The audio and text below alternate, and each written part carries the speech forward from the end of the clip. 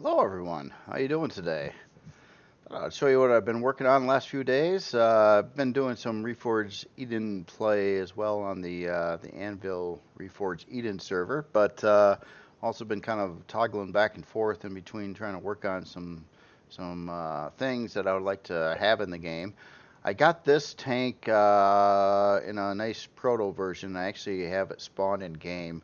Now it is for Reforged Eden. It's a combat steel, small, medium sized tank, I guess. Looking at the specs on it, it unlocks at level 12. Doesn't require any Zacosium or Restrium. It does need a little bit of neodymium and a little titanium, but it's overall pretty easy to build in the game. 8 small optic bridges. Comes with 4 minigun turrets, 2 missile turrets, 4 Gatling guns, of course a detector. Hour and 41-minute build time. Now this one I set up to be upgraded in Reforged Eden. So when you come inside, the interior is very basic right now. I do want to dress this up before actually releasing this to the workshop, but basically got a bit of a note on here on what my letter symbols are meaning. So we got a location for 2 advanced cores on either side, an advanced generator, which is a Reforged only thing, which is a 1x3 generator. Produces quite a lot more power than the 1x2 generators that are only allowed in vanilla. And then you have a 6K ammo bay. Now it doesn't have a storage system beyond the ammo. Because, well, it's not that kind of thing. I really wanted to have this very focused on being a tank, especially with the CPU available. And this one on CPU, you can see it's sitting at 20,688. Kind of considered how it works out as somewhere around a tier 1. So obviously you can get a lot more CPU on this by adding blocks. Now, after you add the blocks and the shield and the Petaxa tank and the cores and the generator, all these parts inside, you can also you would have CPU available to add in 3 more turrets, like one there, one here, and one on the other side. A couple more launcher style weapons. If you remove these front grates, you can pop them in there. And then there's a couple locations on the side you could use for weapons or additional reverse thrusters. How it moves right now, and I am in Reforged Eden, creative scenario. So, whoop, not that button. Let's hit this button. It does all right. I was worried because it's combat steel and I don't have any carbon substrate on this at all. It doesn't really have interior blocks and stuff like that. But it's all right. It's got decent strafing. It gets around pretty good. I mean, there's faster stuff out there, but it's a tank. Stability is pretty good on it. Now I know there's a lot of funness and on seeing if like HVs can do barrel rolls and stuff like that. That's cool. And that's cool, and I'm I like agile HVs as well, but to me, on this kind of HV, like a tank, you really don't want it to be barrel rolling. You kind of want it to be pretty stable, so you don't flip over. I've flipped vehicles before, coming around, you're going around a corner and you hit a twig, and all of a sudden you're rolling over, and it's like, so I kind of like creations, especially tanks that don't barrel roll because they're more stable. But that's just me, personal preference. I want to keep my guns on a nice solid footing so they're not like flopping over, things like that. So anyway, this is I will get this out this week to the workshop. So I did kind of want to test it in game in actual going against POI, see how it does. I think I think it should do all right. Again, it's not a super crazy high-end expensive tank. It does, if we dig inside of here, you do have quite a lot of stuff in front of you that would have to get destroyed before you get like blown out of your seat, which can also happen pretty easily in this game. Now, I worry about splash damage, of course. I understand, that some of these POIs have some pretty fierce weapons on them and things like that. But when you're dealing with a fairly small vehicle, I mean, there's only so much you can do about splash damage, and my best defense against that is bulking up the front end, where I'd assume most of the hits would probably take place at. So something like this, so you could lose literally this whole front part again of this, and you should still be in business. So you might lose a couple strafing thrusters up front, but you still got some more. And you still got your reverse thrusters, which are positioned much further back. So we'll see how it works out. So moving on to something else here. Where did I put it? Ah, there it is. Okay, so this guy. I have not abandoned this one. I actually haven't abandoned any of those other Scar SVs that I was working on.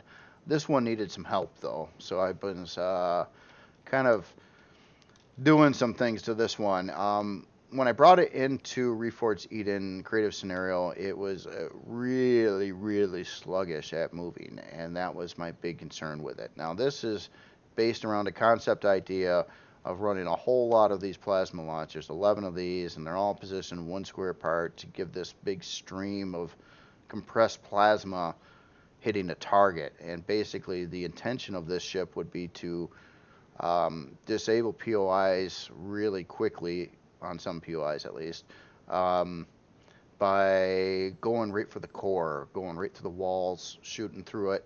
If you know where the core is, take it out as quickly as you can. Maybe you can take it out before you even lose your shields. And that is kind of the plan on this one. Now, what I did do to make this thing faster is I added in a bunch more thrusters. I also replaced some of the generators inside with the advanced generators. I had to add a little bit more core blocks to it.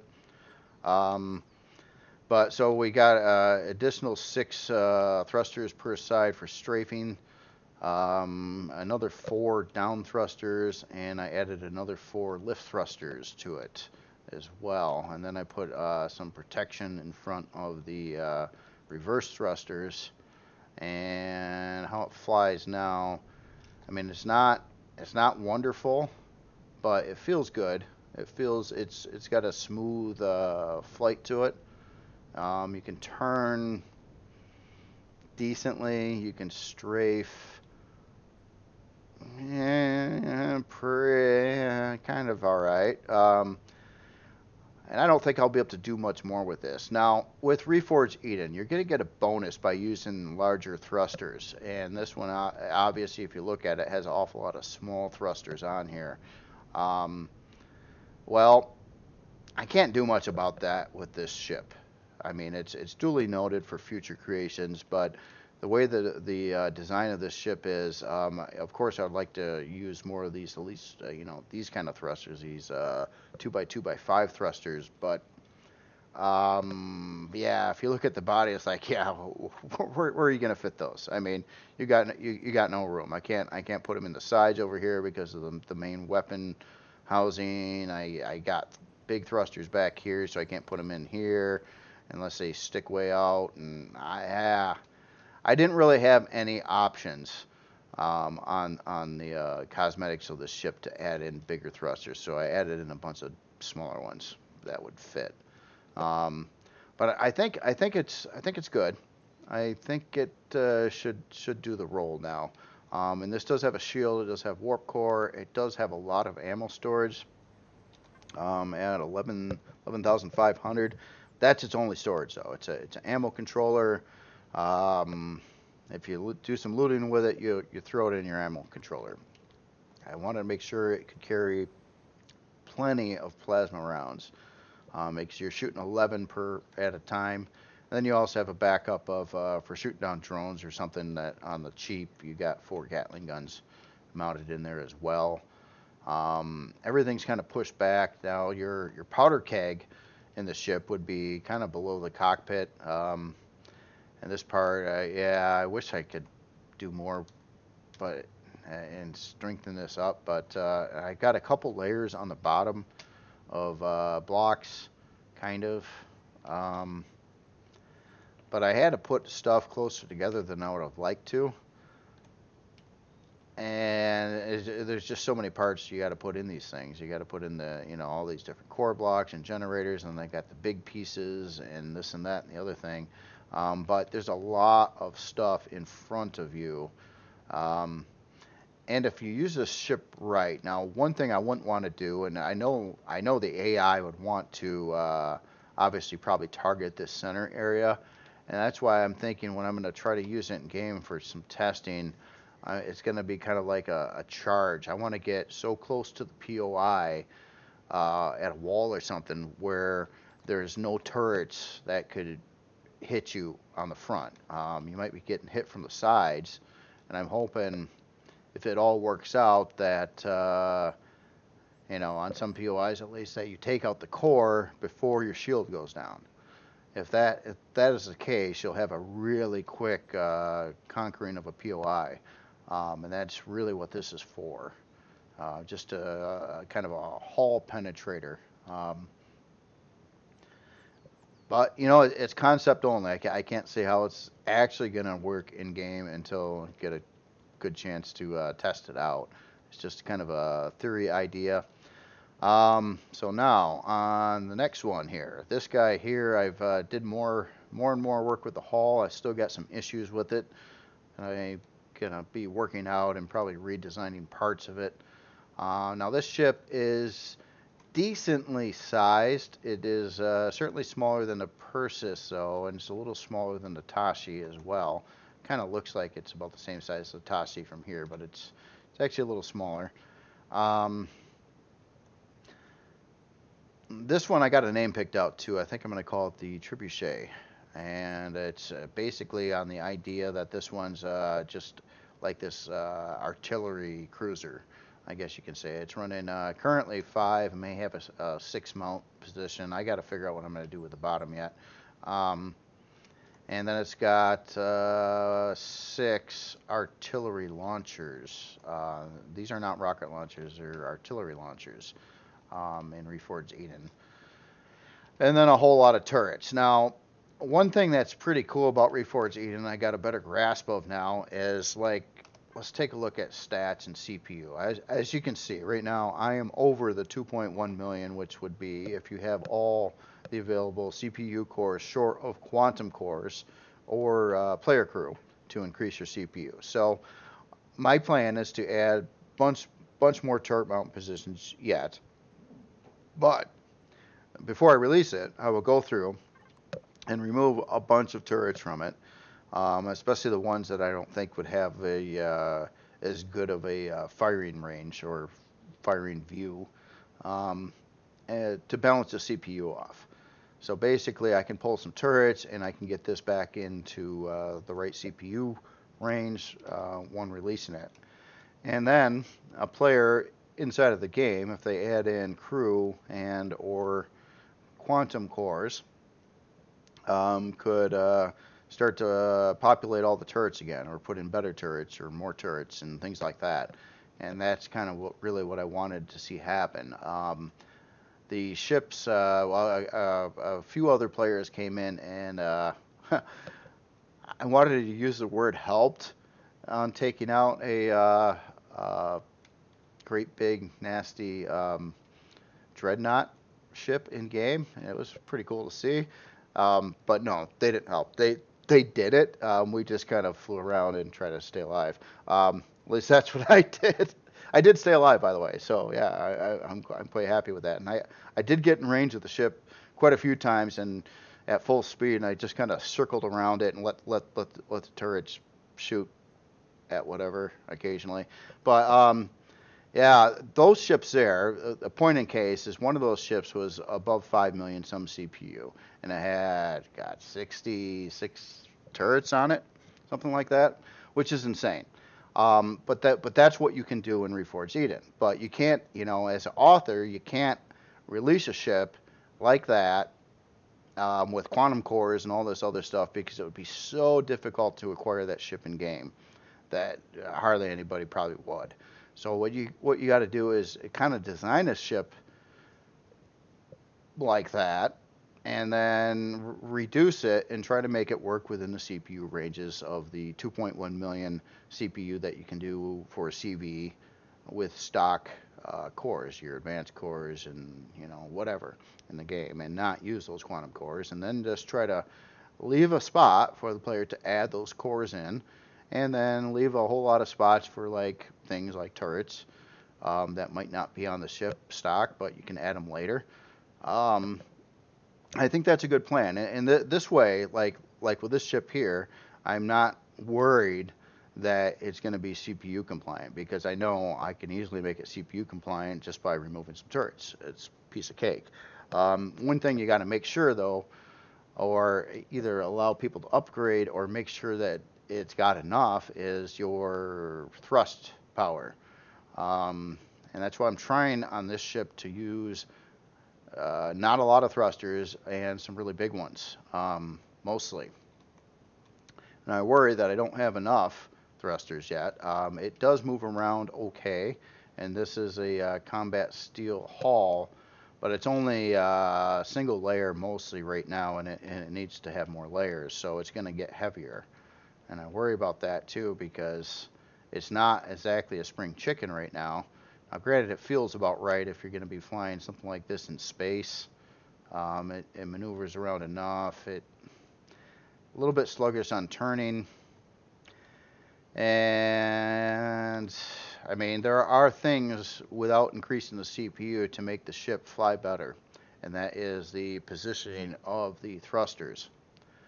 Unfortunately, it also runs into a lot of dilemmas with what I'm trying to do with a ship like this.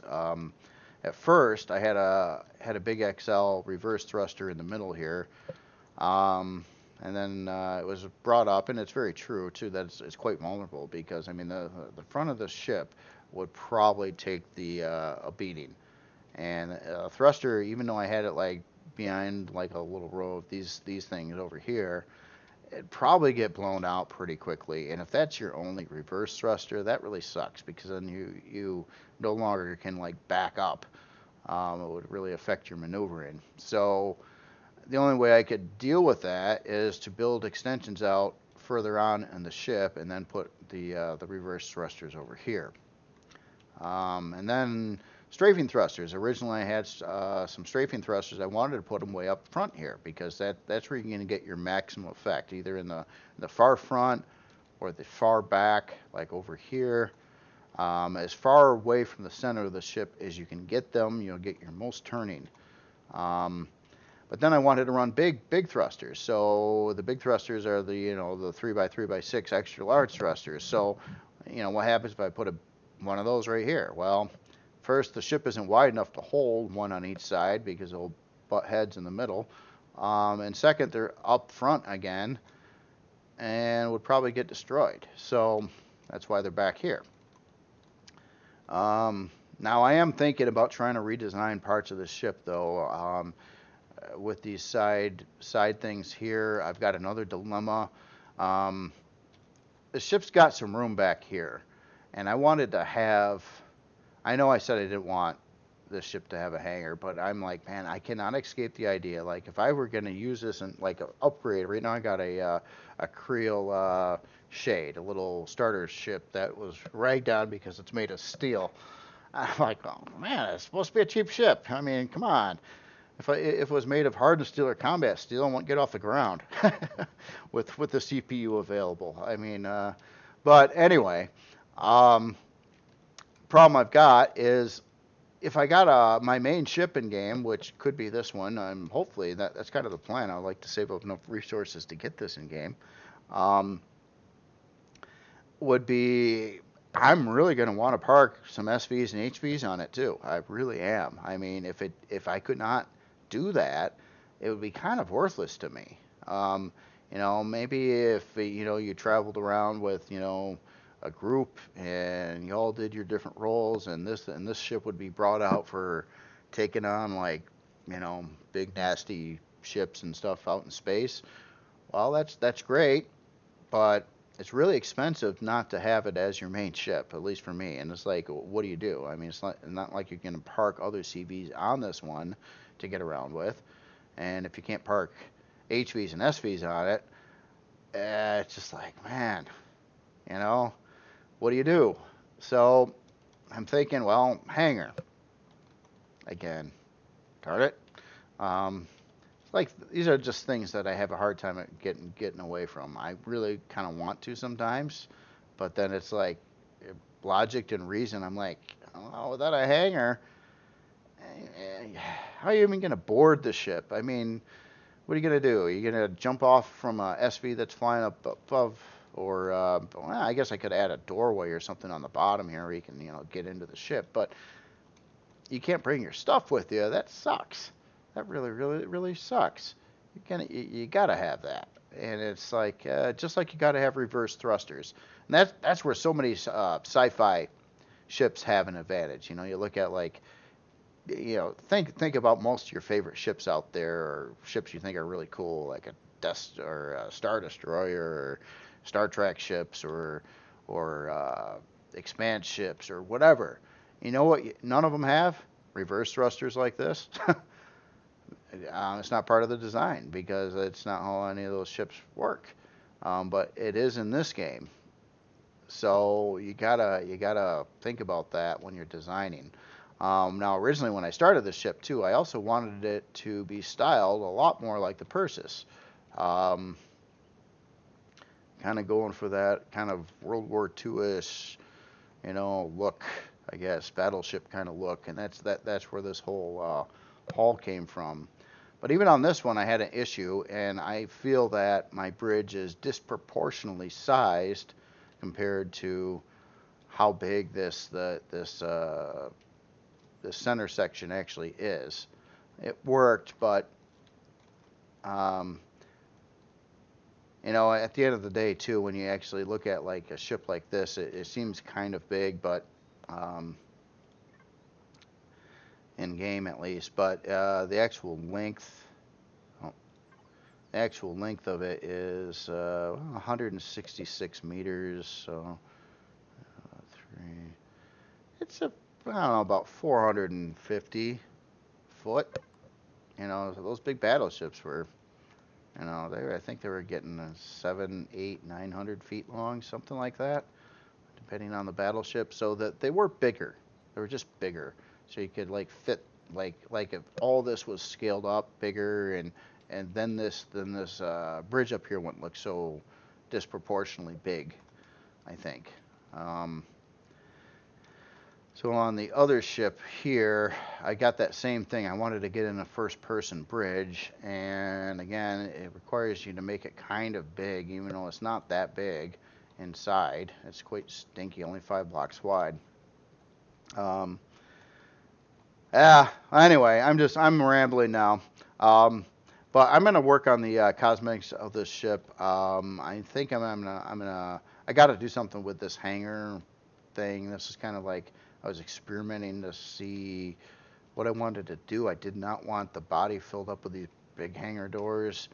And it's not a carrier, but I put in the smallest hangar doors I could here, which are the 3x5, and it's too small, and it's too high from the ground. So if you land on the ground, there's no ramp in the game that would come down like that far, which would suck. Then that means that it would be space only with loading stuff. So I got to figure out some solution. Now I don't want to have the hangar door on the back of the ship this time.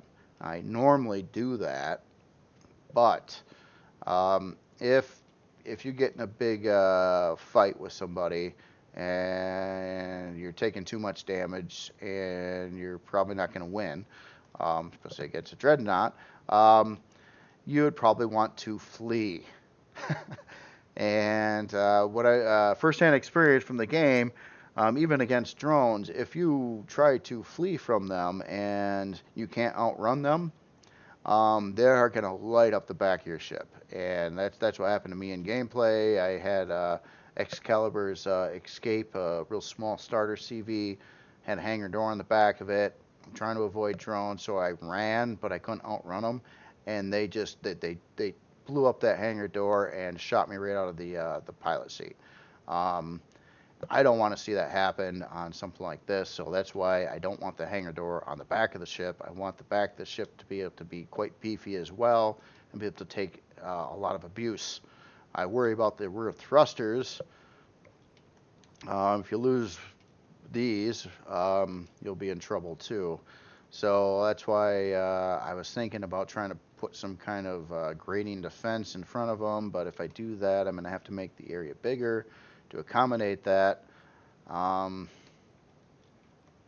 lot of decisions, going on in my head here on how do you do this, and is this, seeing what was actually used in two of these massive ships to take out a dreadnought.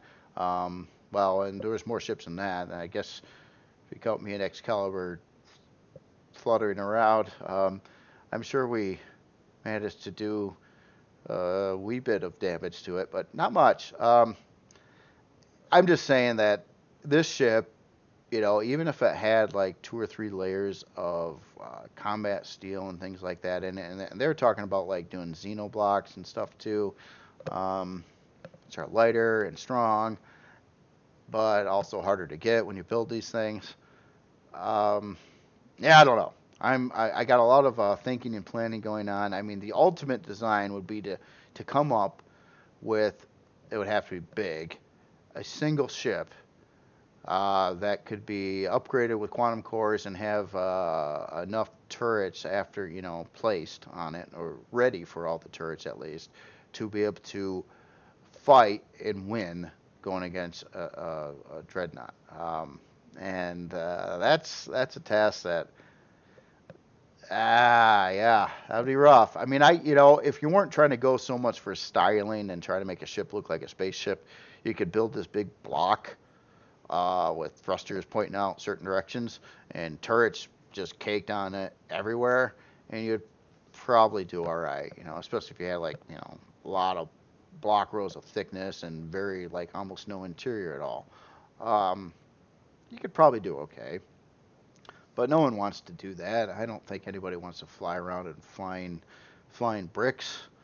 So now it's just trying to like design something, and this ship isn't terribly big. It's about the same size actually as the Asteria. It's just longer, but not quite as wide. Um, and even on class size on this one right now, it's looks like it just hit class size 3. So it's not that big of a ship. It looks bigger than it is, probably because I got the dinky little hangar doors back there. Um, Anyway, lots of thoughts going through my head. One last thing before I end this video here is, on a side note, there's going to be a city in this Reforged Eden server, I do believe. And basically, a bunch of authors are making buildings that have to fit on a 15 by 15 area, and they'll be placed into the city. So I've been working on this thing. I did show it already. Right now, I'm just kind of experimenting on coloring, trying to come up with a different alternative color scheme. And I spawned this anvil sign. I was thinking I was going to kind of base the color scheme a little bit on what the sign is. But I kind of wanted to get in a little bit more color and maybe some throwbacks in parts to some of like the other anvil creation different color schemes that came about over time. But I don't know, I kind of want to go with this blue as well, which doesn't really line up with that stuff. Could go with that orange, but I'm just trying to work out color schemes right now and texturing and things like that on the building. And this is I'm going to call it Club Anvil. It's going to be like a fancy high-end nightclub. Walk in, kind of open architecture. I don't have a lot of size class. I can't really add in a lot of rooms and things like that. So I'm kind of keeping this area kind of neat, and I'll have a way to get up to this floor here, which would probably be like like, I don't know, a big bar or something up here, something like that. But and also I'm having an awful lot of fun with blocks and blockwork and stuff. It's just just constantly like switching angles and changing one thing to another, and then I'm trying to make a big A on the side over here, and I'm thinking of ways I might be able to accent that with some LCDs over the top of it, and just trying things. Doesn't have to work. It's not a player base. Doesn't have to function. It's just for looks. So no pressure. All right. Well, anyway, you all have yourself a good day. Next video I want to do, actually, I want to build something again. Kind of a bit of a, I want to call it a tutorial, but basically I want to build. I got this weird idea, and I almost like I want to try another building. But the idea would be that it never has a straight edge on it, and straight edge meaning it's always changing shape. Like even this, I call this a straight edge. Like it's angled, but it's a straight edge. And I want to try to make a structure, an archy structure that would constantly change its angle. Like rather than a straight edge going this whole row up, it would like turn, and it would turn again, and it would transform into a different angle, and then instantly change. And just to see for fun what would come up with. But it's going to be using a lot of different, a lot of wedge blocks and things like that. And I think, you know, if you're new to the game and you want to get a good grasp on the different angle sets to make these kind of bizarre structures like this, it might be helpful to see. And I can't even guarantee what I'll come up with now. But I just wanted to try it as a fun little challenge. So that'll be the next video. I'm thinking probably Wednesday. All right. Well, you all have yourself a good day. I will see you later.